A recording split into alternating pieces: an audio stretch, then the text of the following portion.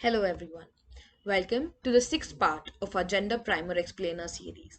I am Shishti Sarawi, research intern at Nicor Associates. Today we will briefly explain the fifth and the sixth thematic section of the State Gender Primer, Violence and Women's Agency, which we will discuss in two different subsections.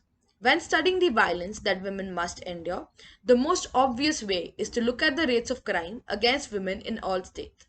According to the United Nations in depth study on all forms of violence against women is understood to mean any act of gender based violence that is directed against a woman because she is a woman or that affects women disproportionately. Women are subjected to violence in a wide range of settings, including the family, community, state custody, and armed conflict. According to the data recently, Jharkhand has the highest rate of crime against women at 10.90%, while against the general notion, Rajasthan has the lowest rate of crime against women at 0.10%. The low rates of crime against women can be attributed to the strengthening of women's security in the state through innovative initiatives like Nirbhaya Squad, recruitment of women volunteers, and Suraksha Sakhi. Women policemen have also been appointed in all 909 police stations of the state.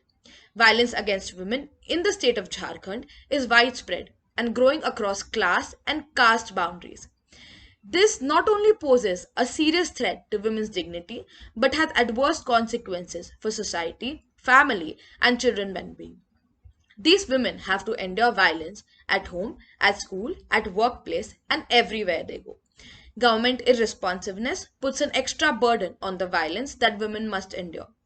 Development is generally understood as a change from low GDP to high GDP, from unemployment to more employment, from low literacy to high literacy, from poverty to higher income.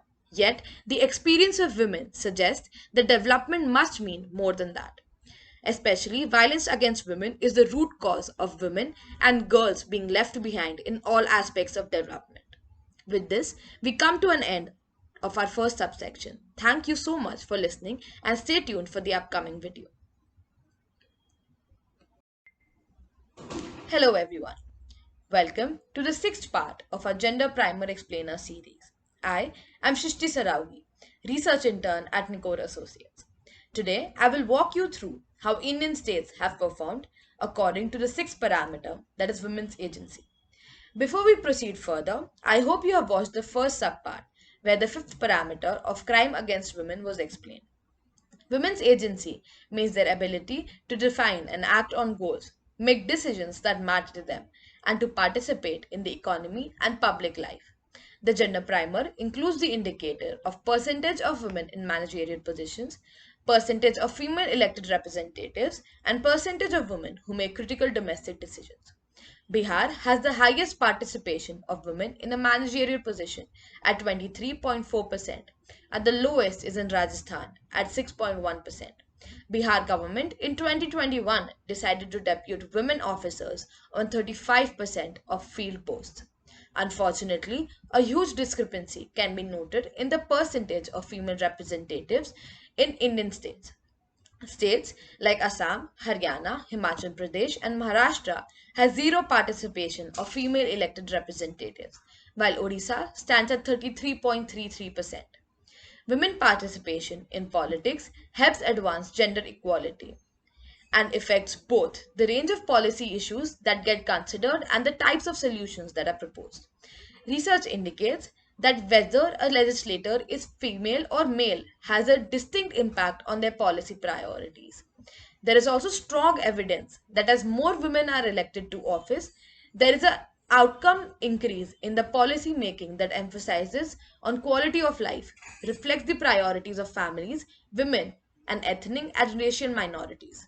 Women in decision making positions on the outside are inconsistent among states, but the percentage of women who make critical domestic decisions is in contrast.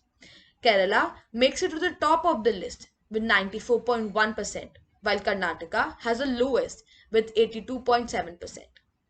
Women influence is mediated through household relations.